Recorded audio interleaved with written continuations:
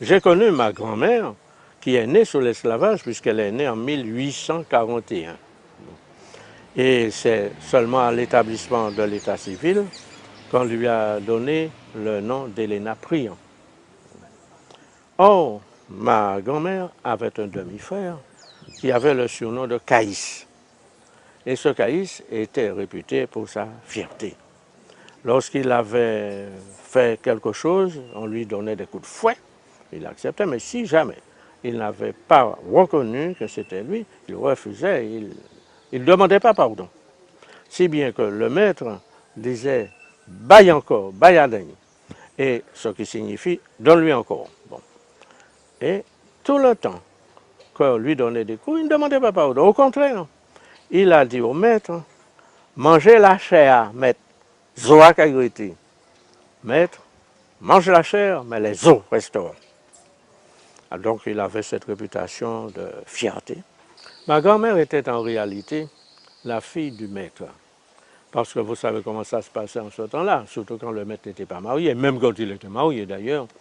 Il disait à une esclave, couche-toi là, et puis la suite, vous comprenez.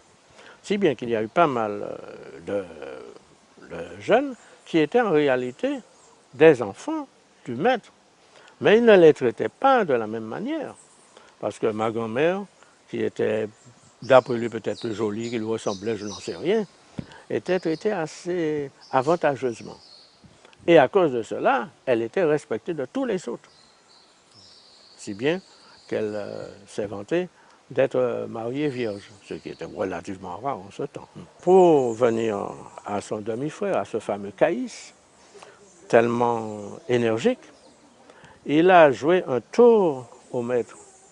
Quand il a appris que vers 1835, les Anglais avaient libéré leurs esclaves à Sainte-Lucie, il a manigancé une fuite d'esclaves vers Sainte-Lucie.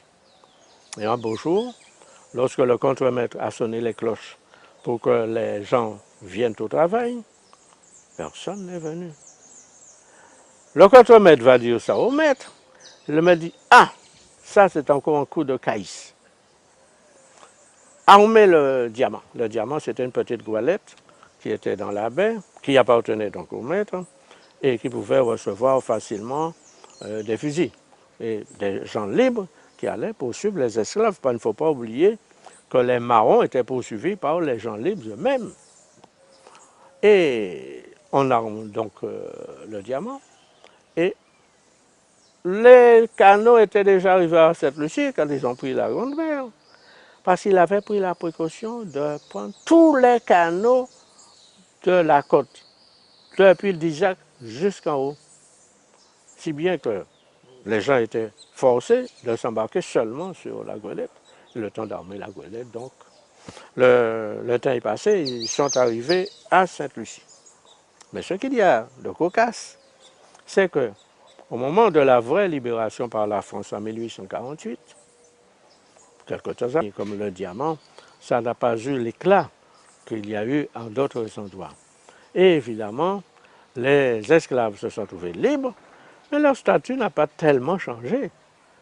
Et il y a des endroits où on les a gardés comme ouvriers agricoles, d'autres endroits, on les a simplement envoyés, j'allais dire, promener. Et ma grand-mère a été libérée, elle a reçu un nom, et ce nom, c'était le nom de la famille de sa vraie maman, Priant. Il y a encore des Priants au diamant.